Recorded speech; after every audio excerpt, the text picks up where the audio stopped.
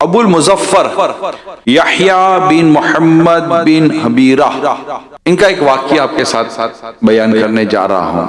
ये एक निहायती गरीब घर में पैदा हुआ। खानदान के लोगों का जो असल कारोबार था, पेशा था, वो जमींदारी था, ज़राअत। अब इससे जो कुछ मिलता तो वो गुजर बसर हो जाया करता था। किसी के पास वहां पर पढ़ने पढ़ाने का तो कोई रुझान था नहीं, मगर इनका जहन थोड़ा मुख्तलिफ था। ये इंतहाई ज़हीन थे, समझदार थे और उलमा की मजालिस में आने जाने का इनका सिलसिला हुआ करता था। वहां जो कुछ बातें सुनता वो लिख लेते। हाफिजा भी बड़ा कमाल का था। उलमा की मजलिस और इल्मे दीन के हुसूल और इस तरह की दीगर इल्मी मसरूफियत में रहते हुए ये फ़िक़्ह हम्बली के एक ज़बरदस्त आलिम बन गए। इल्मे दीन की जुस्तजू में इन्होंने बचपन में ही अपना शहर और घर छोड़कर बगदाद का सफर इख्तियार कर लिया था। बगदाद पहुंच गए थे। अब वहां भी इल्मी हलकों में काफी इनकी शोहरत हो गई और लोग जानने पहचानने लग गए। लेकिन जो पैसे लेके जो चले थे वो पैसे खत्म हो गए। हालात ऐसे बेहतर थे नहीं। अब क्या करें? तो इन्होंने चंद जगह पर नौकरी के लिए, जॉब के लिए अप्लाई किया कि शायद कहीं मुझे जॉब मिल जाए, मगर कहीं भी जॉब मिल नहीं रही थी। हर जगह से जवाब मिल जाता था कि अभी हमारे पास जगह खाली नहीं है। तो इन्होंने उस वक्त के जो बादशाह थे, खलीफा थे, उनके जो दरबार था, वहां भी इन्होंने कुछ अपनी दरख्वास्त डाली थी कि हो सकता है यहाँ से कोई मेरे लिए जॉब वगैरह निकल आए, तो वहां मैं कोई काम काज कर लूंगा, तो यूं थोड़ी बहुत आमदनी शुरू हो जाएगी, तो मेरा जो इल्मी मामला, इल्मी हल्का है, ये मेरा जारी रहेगा और मेरा एक अपना सेटअप हो जाएगा।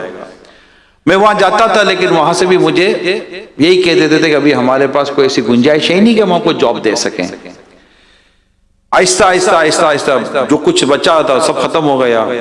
कोई मतलब था ही नहीं, पैसा नहीं था कि अब मैं रह सकूं। आखिरी मेरे पास जो एक दिरहम बाकी था वो भी मैंने खर्च कर दिया वही, और मैंने कहा चलो अब घर चलते हैं। अब रहने जैसा ही नहीं है, पैसे ही नहीं है, तो कैसे रहूंगा मैं, घर चलता हूं मैं। चुनाचे वो घर की तरफ जब वो चले तो अब पैसे तो थे ही नहीं कि कोई सवारी ले लेते, ट्रांसपोर्ट मिल जाती, पैदल ही बगदाद से चले अपने घर की तरफ।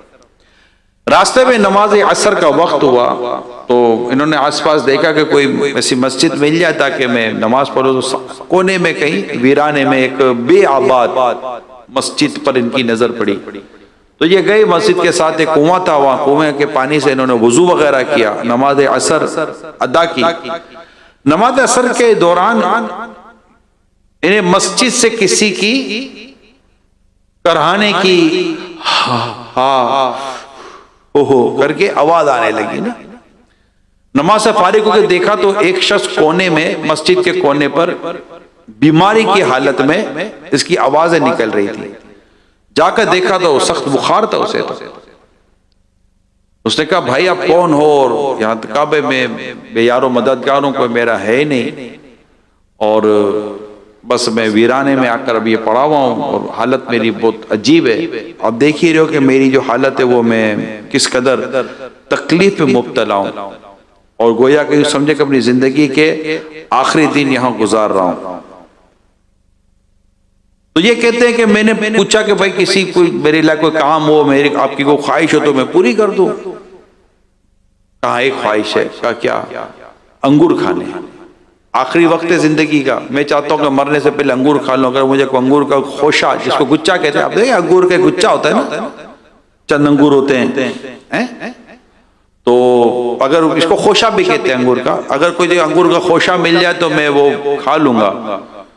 तो अब कहने लगा मैं इसको अंगूर खाने का दिल तो हो रहा है, लेकिन मैं अंगूर लाऊंगा कहां से? खुद वीराने में हो, पैसे मेरे पास है ही नहीं। फिर कहने लगा यार ये है बीमार आदमी है, और वाकई मतलब कि कहते ना कि दम तोड़ता मरीज है, आखिरी ख्वाहिश है इसको अंगूर खाने की। क्या करूं? आबादी से बाहर जाऊं? चलो चला जाता हूं। मैं तो जानता नहीं हूं कि कौन है, क्या पता कि एक जरूरतमंद आखिरी ख्वाहिश है, हो सकता है इसकी कोई मदद कर दूं, कोई काम आ जाऊं, कोई हमदर्दी का मामला हो जाए, अल्लाह मुझसे राजी हो जाए, क्या पता इसकी दुआ लग जाए, मेरी मुश्किल आसान हो जाए। तो इसने कहा गया चले इसकी उलझन और इसकी जो दूर करते और चलते हैं शहर की तरफ। तो ये उठकर नेकी की नीयत से कि एक आदमी की दम तोड़ते मरीज की एक ख्वाहिश है उसको मैं पूरी कर दूं, भलाई का काम हो जाएगा, नेकी का काम हो जाएगा। कोई मुझसे इसको बदला तो मुझे लेना नहीं है, क्या बदला देने की पोजीशन ही नहीं है कि मैं इसे क्या कमाऊंगा। तो ये रब की रिजा के खातिर शहर की तरफ चले। तो थोड़े आगे जाकर शहर के कोई आबादी नजर आई, तो वहां जाकर उसने अंगूर लेना चाहा, तो उसने बता आधा दिरहम है इसकी कीमत। तो कहा मेरे पास अभी पैसे तो है ही नहीं, ये जुब्बा पहना हुआ है मैंने, ये जुब्बा तुम गिरवी रख लो और ये आधे दिरहम के अंगूर मुझे दे दो, मैं अगर पैसे दे दूं तो मुझे जुब्बा दे देना। अंगूर वाला मान गया। अब वो उससे जुब्बा लेकर वो जल्दी जल्दी अंगूर लेकर आया उस मस्जिद के अंदर। तो रात तकरीबन अंधेरा हो रहा था, तो उसने मगरिब पढ़ी। मगरिब पढ़कर उसने अंगूर का खोशा इस मरीज को पेश किया। मरीज खुश हो गया, बहुत खुश हुआ और देखते देखते सारे अंगूर खा गया। और अंगूर खा के जैसे इसके चेहरे पर बशाशत आ गई ना, खुश होगा, दुआएं देने लगा। क्या उसका तो मतलब कि वो मेरी बड़ी ख्वाहिश थी कि मैं मरने से पहले अंगूर खा लूं, अब ख्वाहिश थी क्या कर सकते हैं। फिर इसने मतलब के शख्स को कहा कि बेटे तुम कौन हो, कहां से आए हो और यहां तुम कैसे आ गए, तुम तो मेरे लिए बाइस रहमत बनकर आए हो। चलो जहां के भी हो बैठो, मैं तुम्हें अपनी एक दास्तान सुनाता हूं, मैं कौन हूं, यहां कैसे पहुंचा। ठीक है बताइए आप कौन है, यहां कैसे पहुंचे। तो उस मरीज ने कहा कि मेरा नाम अहमद है और मैं फला शहर का रहने वाला हूं और उस शहर का मैं एक अच्छा ताजिर बिजनेसमैन था। मेरा एक भाई था जिसका नाम था महमूद, वो भी ताजिर था। हम दोनों ने सोचा कि कोई बड़ी तिजारत करते हैं और कुछ पैसे जमा करते हैं। तो मैंने और मेरे भाई ने बगदाद जाने का इरादा किया। बगदाद चलते हैं अपने शहर से, यहां से भी कुछ माल ले जाते हैं, वहां जाकर बेचेंगे, फिर वहां से कुछ माल खरीदेंगे, पैसे लेकर जा रहे हैं, वहां से कुछ माल खरीद कर अपने शहर में लाके बेचेंगे। तो यूं थोड़ी हम तिजारत कर लेंगे। पहले ट्रेडिंग इसी तरह हुआ करती थी, तो यहीं से माल ले जाते थे, फिर माल ले आते थे। अब भी इस तरह की ट्रेडिंग तो हो ही रही होती है, एक शहर ले जाते दूसरे शहर से ले आते हैं। तो हम दोनों भाई माल लेने के लिए बगदाद की तरफ चल पड़े। वहां माल हमारा अच्छा बिक गया और अच्छी आमदनी हो गई और मैंने भी माल खरीदा। तो मेरे भाई ने कोई सा माल खरीदा नहीं, मगर उसके पास 1000 दिनार था। वो मैं बड़ा भाई था, तो उसने मुझे 1000 दिनार दे दिए, भाई तुम उसको संभालो, कहीं मेरे से आगे पीछे ना हो जाए। तो मैंने बेल्ट के अंदर वो दिनार संभाल कर अपने कमर में कस लिए। हमारा सफर तय होता गया, काफिला बगदाद के लिए रवाना हुआ। उसमें से खासे लोग थे, सामान तिजारत भी ज्यादा, काफिले की हिफाजत के लिए नौजवानों का दस्ता भी था। और फिर हम खुरासा से बगदाद तक का फासला बहुत ज्यादा आसानी से तय हो गया और हम खैर आफियत के साथ सफर करते करते बगदाद के करीब पहुंच गए और हमारी सारी ट्रेडिंग चल रही थी और सामान खरीद लिया था। अब थोड़ी दूर हमारे मंजिल रह गई थी, तो जो सिक्योरिटी वाले थे, हिफाजत के लिए जो मामूर थे, उन्होंने तो गफलत कर ली और थोड़ी देर में डाकुओं ने हमारा सारा काफिला लूट लिया। ऐसा हमला था कि हम बची नहीं, मतलब कोई सूरत ही नहीं बनी, घबरा गए हम सारे, मार धार कर दी, कत्लो गारतगिरी हो गई, लोग जख्मी हो गए और खूब ये माल लूट मार कर चले गए। मैं भी जख्मी हो गया। अब जैसे मुझे होश आया तो मैंने देखा तो यहाँ तो लाशें पड़ी हुई थी, कोई जख्मी थे। अब मैं उसमें अपने भाई को ढूंढूं, मेरा भाई ना मिले। मैं ढूंढते ढूंढते ढूंढते ढूंढते थक गया अपने भाई को। अब ये मतलब कि मेरा भाई किधर चला गया महमूद, कहीं इसको मकतूलिन ने कत्ल तो नहीं, मतलब कहीं इसको मतलब डाकुओं ने कत्ल तो नहीं कर दिया। तो इस तरह की मैं परेशानी में था और इसी परेशानी में मैं फिर बगदाद की तरफ भी चला आया। कह रहे मेरे जख्म बड़े गहरे थे और काफिले के साथ बगदाद पहुंच गया, वहां अपना इलाज कराता रहा। पैसे तो थे नहीं। एक तो भाई के मेरे पास 1000 दिनार रखे हुए थे, कुछ थोड़ी बहुत रकम मेरे जेब में थी, बाकी तो सारा माल लूट लिया डाकुओं ने। अब हुआ ये कि मैं इलाज कराता रहा, कुछ कुछ मजदूरी मिल जाती थी तो मजदूरी करके अपना गुजार बसर कर लेता था। हालांकि बड़ा बिजनेसमैन था, ताजिर था, लेकिन अब सब कुछ लूट गया था, कहीं जाने जैसी पोजीशन उसकी रही नहीं थी। तो आखिरकार पेट की आग बुझाता रहा, भाई को ढूंढता रहा, ना भाई मिला, ना कुछ भी नहीं मिल सका। आखिरकार ये मजबूर और बेबस होकर मैं यहां गया हूं और मुझे अब ऐसा महसूस होता है कि आज की रात मेरी आखिरी रात होगी। देखो, अगर मैं मर जाऊं तो मुझे गुस्ल वगैरह देकर इसी जगह दफन कर देना, और ये रकम वाली जो थैली है ये मैं तुमको दे रहा हूं, ये तुम रख लो। मेरा भाई अगर तुम्हें मिल जाए तो ये रकम तुम्हें अमानत है, मेरे भाई को ये अमानत वापस कर देना। और अगर मेरा भाई ना मिले, ढूंढो ना मिले, तो इस रकम को जहां तुम्हारा दिल करे तो मुनासिब जगह पर खर्च कर देना। अब बात इतनी चली रही थी कि वो रात हो गई, ईशा के बाद फिर ये लेट गए, नींद आ गई।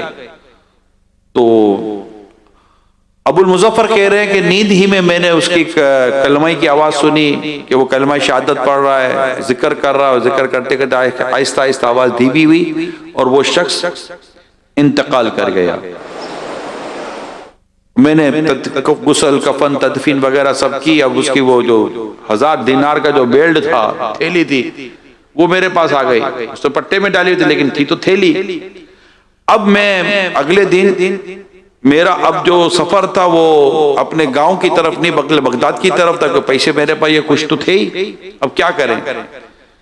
मैं सबसे पहले अंगूर वाले के पास गया जिससे मैंने अंगूर उधार लिए थे और अपना वो जुब्बा उसको गिरवी रखवाया था। अंगूर वाले को मैंने आधा दिनार दिया, उसमें से आधा दिरहम दिया, बकिया पैसे उसने मुझे वापस किए। जुब्बा मैंने अपना वापस लिया और मैं दिजला के किनारे पहुंचा कि मैं अगले किनारे पे जाऊं और देखूं क्या होता है। कोई खास मंजिल मकसूद तो था नहीं। बोला जब मैं किश्ती में बैठा, आधे घंटे का सफर था किश्ती का, तो किश्ती चलाने वाले के पास जाकर बैठ गया, चलो उसे कुछ बात करते हैं, बात पास करते हैं, कोई कौन हो क्या हो। तो जब मैंने किश्ती वाले की बातें सुनी तो उसकी जो गुफ्तगू थी वो बगदाद वाली नहीं थी, यानी बगदाद के लोगों का जो लहजा था ये उसका नहीं था। तो मैंने कहा तुम बगदाद के तो नहीं लगते, किसी और शहर के हो। तो इसलिए अपने शहर का नाम बताया। तो शहर का नाम वही था जो अहमद ताजिर के शहर का नाम था। उसने कहा भाई यहाँ कैसे आ गए। बोला लंबी दास्तान है क्या। बोला सुनाओ ना। बोला तुम सुन के क्या करोगे। तो सुना तो है क्या, मुख्तसर करके सुना तो अभी तो आधा घंटा सफर ही तय करना है ना, तुम्हारी बातें सुनता रहूंगा, तुम्हारी दास्तान हो जाएगी, अपना सफर तय हो जाएगा। अब उसने महमूद ने अपना नाम बताया और अपनी दास्तान शुरू कर दी और अपने भाई का वाकया सुनाया कि हम 2 भाई थे, यूं शहर के थे, यूं ताजिर थे, यूं गए थे, यूं सामान खरीदा, वापस आए तो रास्ते में डाकू ने लूट लिया। तो मैंने अपने 1000 दिनार मेरे भाई को दिए थे। जब डाकू ने लूटा तो मैं तो वहां से भाग गया। अगले दिन सुबह आया तो मुझे मेरा भाई नहीं मिला, मकतूलिन में भी नहीं मिला, कहीं भी नहीं मिला, जख्मी में भी नहीं मिला। मेरे भाई का लगता है कि मतलब कि वो दिल में मेल आ गया होगा, मेरे भाई को 1000 दिनार की लालच लग गई, मेरा भाई मेरे 1000 दिनार लेकर चला गया। मैं बिल्कुल बेयारो मददगार हो गया, उजड़ गया, ना कारोबार, ना घर बार, ना पैसे, ना सामान, कुछ भी नहीं था। मैं तो परेशान हो गया, यहाँ ढूंढा वहां ढूंढा, थक गया भाई को ढूंढते ढूंढते। भाई कहाँ थे। भाई मेरा पैसा लेकर रफू चक्कर हो गया। और फिर क्या हुआ। बोला कुछ नहीं, फिर मैं यहीं दिजला के किनारे आकर बैठ गया तो यहीं एक बूढ़ा आदमी था, उसने मुझे देखा तो उसको मुझ पर रहम आया। मेरी दास्तान सुनी, मैंने उसको अपनी दास्तान सुना दी। वो बूढ़ा आदमी था, उसने कहा तुम क्यों परेशान होते हो, मेरी एक किश्ती है, तुम मेरी किश्ती चलाओ, मैं बूढ़ा आदमी हो गया हूँ, तुमको इतनी मजदूरी मिल जाएगी तो तुम्हारा भी काम हो जाएगा, मेरा भी काम हो जाएगा। मैं अब उसकी किश्ती चलाने लग गया। मेरी दियानतदारी, अमानतदारी और ईमानदारी देखकर वो मुतासिर हुआ। उससे अपनी बेटी की शादी मुझसे करवा दी। मैं उसी के घर में रहने लगा। बुजुर्ग का इंतकाल हो गया, अब ये सारी चीजें मेरे को मिल गई हैं। यूं मतलब कि मेरा गुजारा हो रहा है, मेरे भाई ने मेरे साथ अच्छा नहीं किया। बोला अच्छा। बोला वो थैली कैसी थी।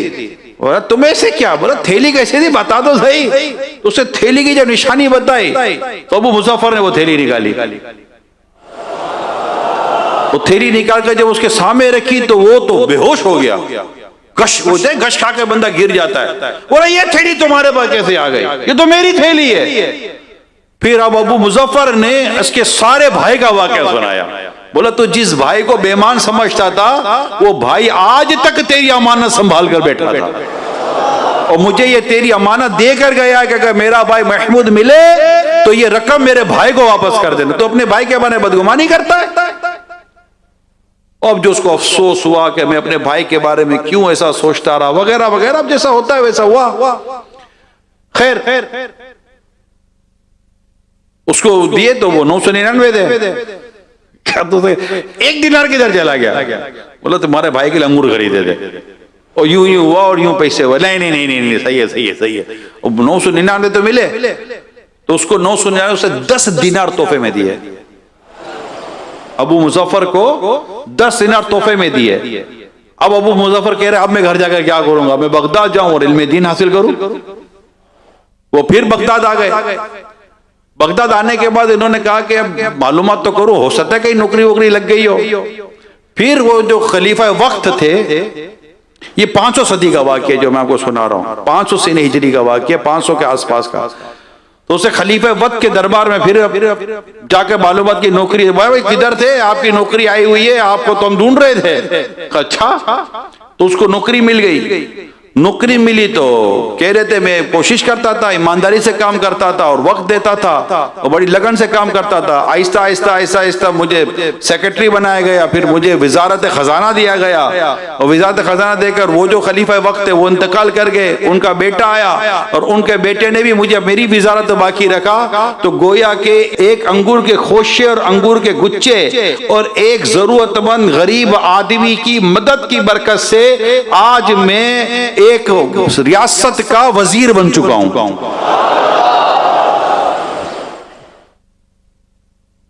अब बात यहां तक खत्म नहीं होती। इस शख्स इनके बारे में आप ये पढ़ें, जो मैंने पढ़ा कि जब ये वजीर बन गए तो इनकी तबीयत ये थी कि ये माफी करने वाले थे। ये इतने रहमदिल और नरम दिल थे कि इनकी गुर्बत के दौर में किसी शख्सी वजह से इनकी एक आंख चली गई थी, मगर जब वो जिसने इनकी आंख ली, जब वो इनके दरबार में आता है तो वो इसे इनाम देकर वापस भेज देते हैं।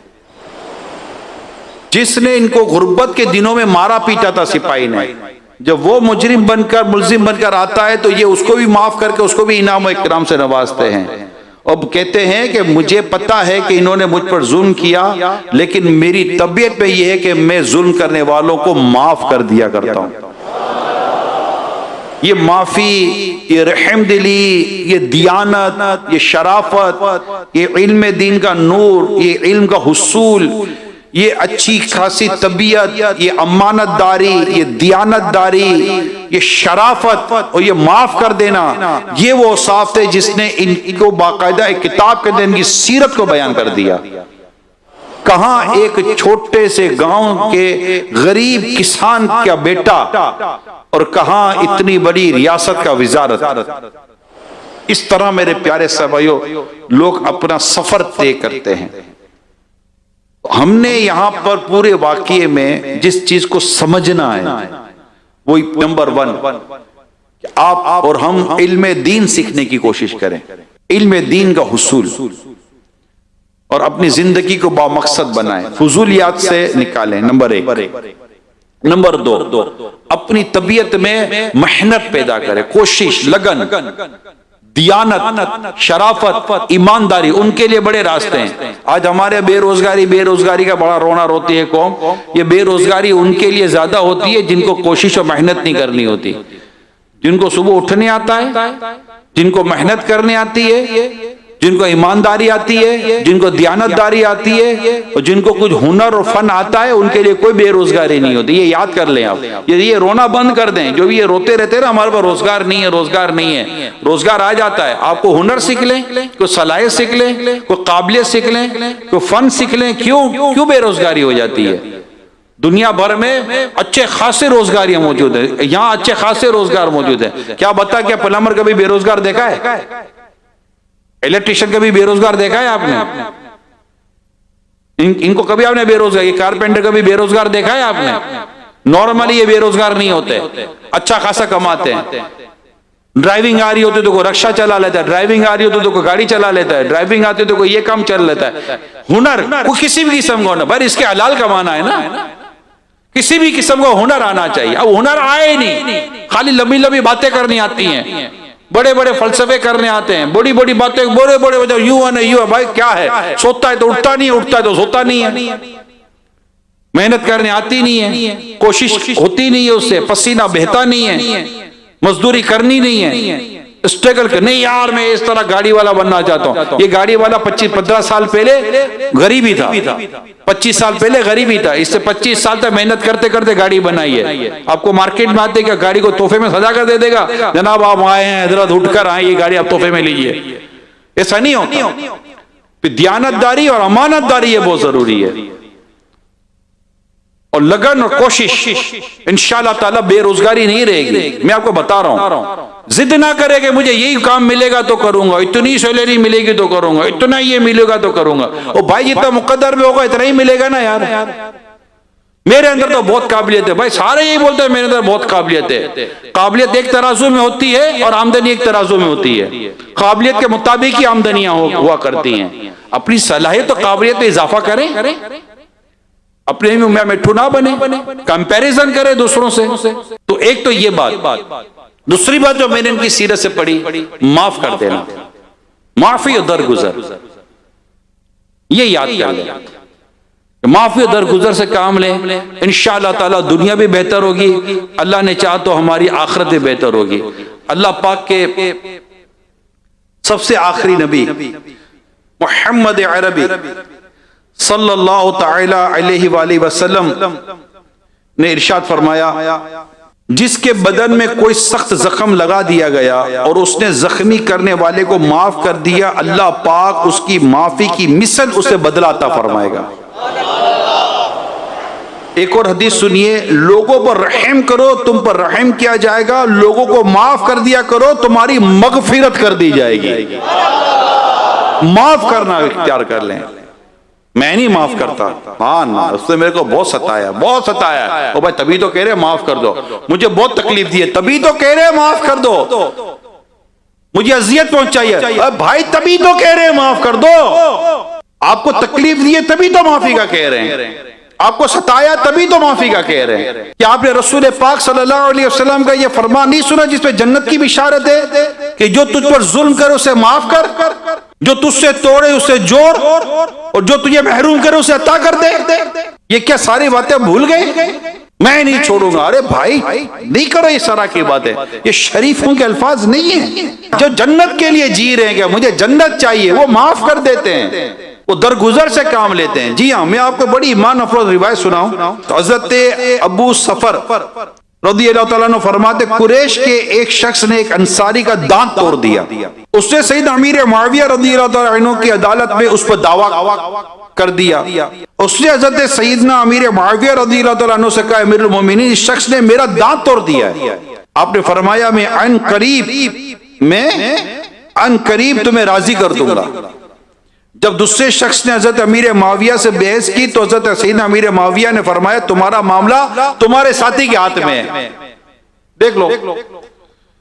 उस मजलिस में हजरत सईदना अबू दरदा रज़ी अल्लाह तआला अन्हु मौजूद थे। उन्होंने फरमाया कि मैंने रसूलुल्लाह सल्लल्लाहु अलैहि वसल्लम को फरमाते सुना, जिस शख्स के जिस्म पर कोई जख्म लग जाए और वो उससे सदका यानी माफ कर दे तो अल्लाह पाक उसका एक गुनाह मिटा देता है और उसका एक दर्जा बुलंद फरमा देता है।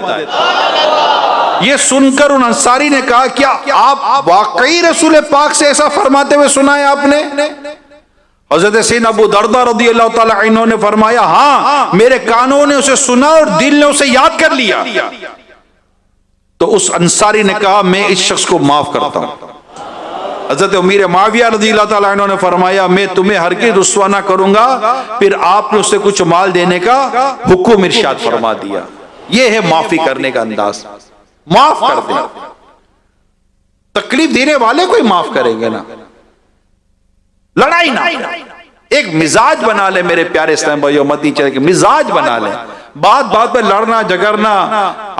देखता हूं क्या देखेगा भैया, क्या देखेगा यार, आस्तीन के शरीफ आदमी को भी आस्तीन चढ़ाते हैं। शरीफ आदमी बोलता है देख सर पे इमाम है, देख ले अभी। उसका मतलब क्या है? कौन हो भाई आप? जानता नहीं है मुझे। नहीं जानता था, अब जान गया हो, बदमाश आदमी हो भाई। मैं तो शरीफ समझता था। बाहर आओ। क्यों? पागल हो, बाहर आओ। नहीं लड़ना हमको। ज़हन बना लो मेरे प्यारे साहब भाइयों, नहीं लड़ना, झगड़े हमें नहीं करने। माफ कर दे, अल्लाह पाक हमें माफ फरमाए।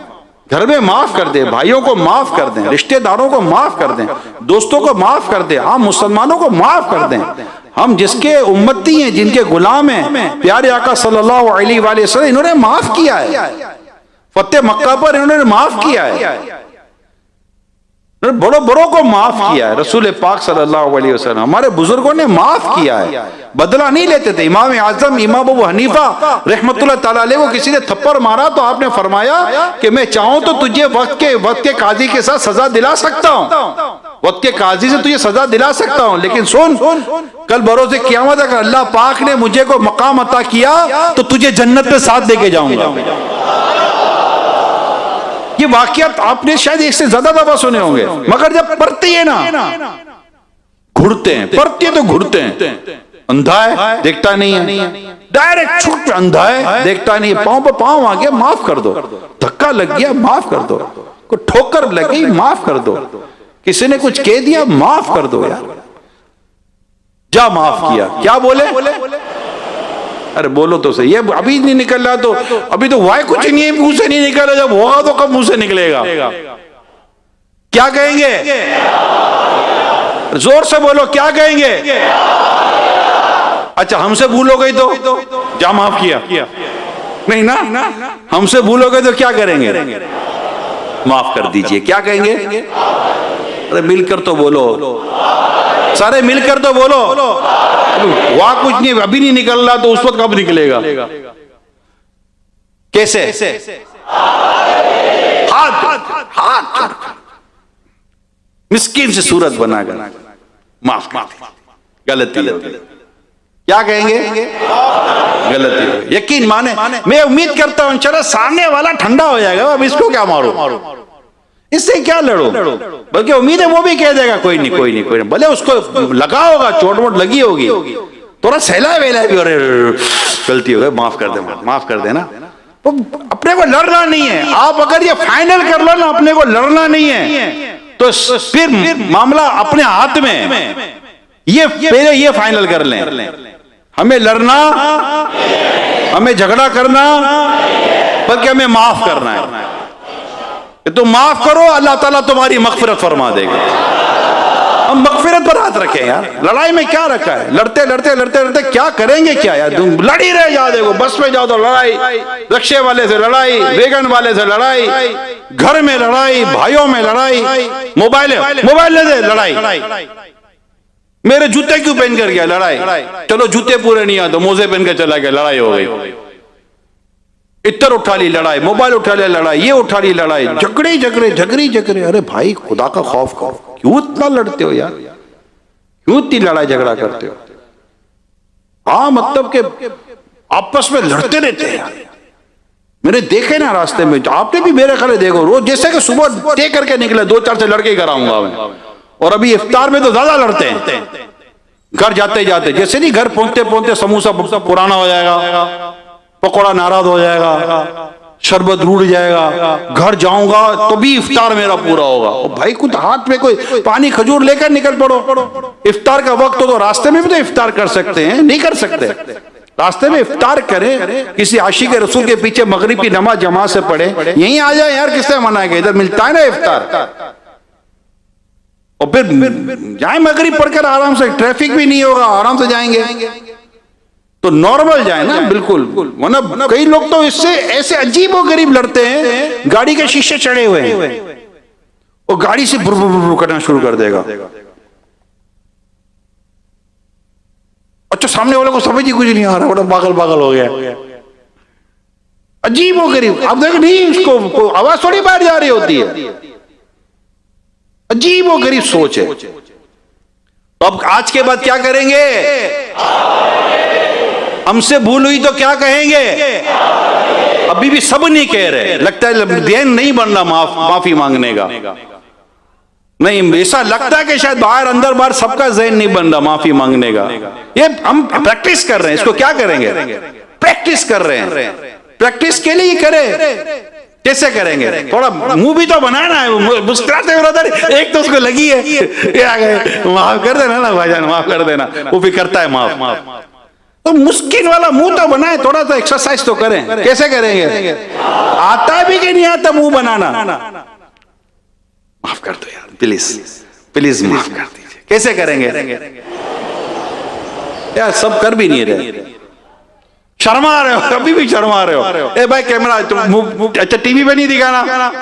अम्मी बोलेगी देख माफी मांग रहे, आज तक मेरे से तो मांगी नहीं है। बहन बोलेगी फैजान मदीना में मांग रहा है, मेरे से तो मांगी नहीं थी। तो बस आते हैं इंशाअल्लाह, आज सोने से पहले भी इंशाअल्लाह अपने घर वालों से माफी मांग के सोएंगे, बता के सोएंगे इंशाअल्लाह। मैसेज करके सो जाना, अम्मी माफ कर दीजिए, अबू माफ कर दीजिए, भाईजान माफ कर दीजिए, बहन माफ कर दीजिए, सबसे माफी मांगना। उठोगे तो सारे मैसेज होंगे, क्या हो गया, तबीयत तो ठीक है? तो आप कहना अल्हम्दुलिल्लाह आज ही तबीयत ठीक हुई है कि मुझे माफी मांगना आ गया है। ठीक है? और यहां भी इसी तरह आपस में भी मुझे माफ कर दीजिए। और जब कोई माफी मांगे तो क्या कहेंगे? आप यूं नहीं जा माफ किया, ये भी थोड़ा सा ये तो बोलने का होता है। नहीं कोई नहीं माफ किया, कोई नहीं, ऐसे मतलब मजा है ना, कोई नहीं माफ किया, कोई नहीं। ये करने की आदत पैदा करें। बस ये तभी होगा जब आपका फाइनल माइंड बन जाएगा कि मैंने झगड़ा करना नहीं है, मैंने झगड़े नहीं करना, मैंने लड़ाई नहीं करनी। लड़ाई माफ करो, अपना दिल साफ करो इंशाअल्लाह अज़्ज़ व जल। हज़रत सैयदना अदी बिन साबित रज़ियल्लाहु तआला अन्हु फरमाते हैं, एक शख्स ने सैयदना अमीर मुआविया रज़ियल्लाहु तआला अन्हु के दौरे खिलाफत में किसी के दांत तोड़ दिए। जब मजलूम शख्स को दियत दी गई तो उसने कबूल करने से इनकार कर दिया।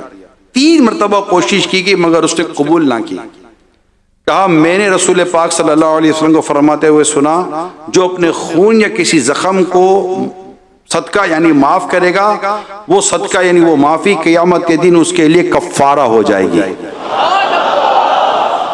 इतने फजाइल है मेरे प्यारे सम, इतने फजाइल है माफ करने के, इतने फजाइल है। तो आप ऐसे हो सकता है कि बाज़ों के दिल दुखे हुए हों, रंजीदगी अफसोस हो, खानदान की कोई चीजें हों, तो कर दे माफ। उमूमन झगड़ों का कोई हाथ पैर देता होता नहीं है, बस एक बार अना को फना करना है। क्या करना है? अपनी अना को फना करना है। झगड़े का आप अगर बुनियाद पड़े देखेंगे तो दावत सही नहीं दी, इज्जत नहीं दी, बैठने का नहीं बोला, खड़े होने का नहीं बोला, आने का नहीं बोला, दावत में गया तो रिस्पॉन्स सही नहीं किया, इस्तकबाल सही नहीं किया, तो बुलाया सही नहीं, बिठाया सही नहीं, खिलाया सही नहीं, ये सारी ही तरह की चीजें हैं। घर में देखो तो वो वक्त पकाया नहीं था, तो गर्म नहीं था, तो ठंडा नहीं था, वो इसी तरह की चीजें। स्त्री सही नहीं की थी तो नमक कम डाल दिया था, तो मिर्ची ज्यादा कर दी थी, ये सारी ये चीजें होती हैं।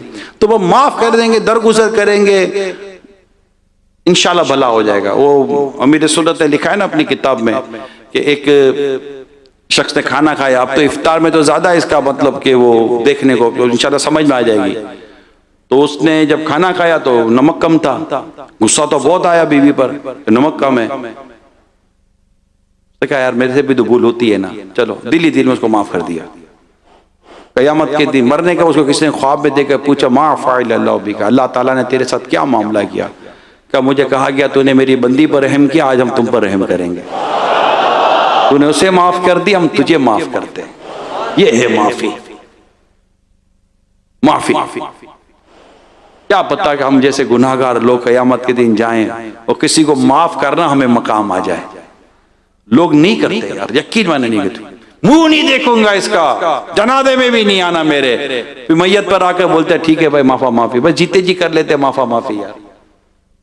और कई तो ऐसे घर के बड़े हैं कि जो लड़ लड़ कर दुनिया से जा रहे हैं। मुझे अगर वो सुन रहे हैं तो मैं उनसे हाथ जोड़कर दरखास्त करता हूं कि आपके झगड़ों की वजह से आपके बच्चे झगड़ रहे हैं, मेहरबानी करें, खुदा का वास्ता देता हूं कि आप आपस की मोहब्बत इत्तेफाक पैदा करें ताकि आपकी आने वाली नस्लें, आपके बच्चे, कजिन्स ये आपस में ना लड़ें। आप क्यों मतलब के कतई रहमी ताल्लुक तोड़ने को बुनियाद डालकर आप दुनिया से जाना चाहते हैं?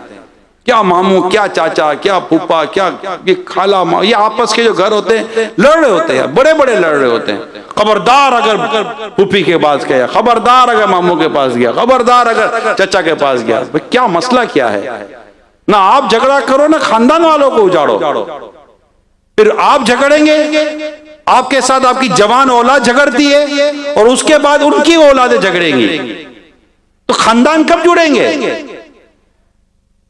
माफ कर दें, नहीं छोड़ूंगा, नहीं करें ये जुमले निकाल दे, नहीं छोड़ूंगा, छोड़ दें। ये चीजें छोड़ने वाली हैं, अच्छी चीज थोड़ी है कि नहीं छोड़ूंगा।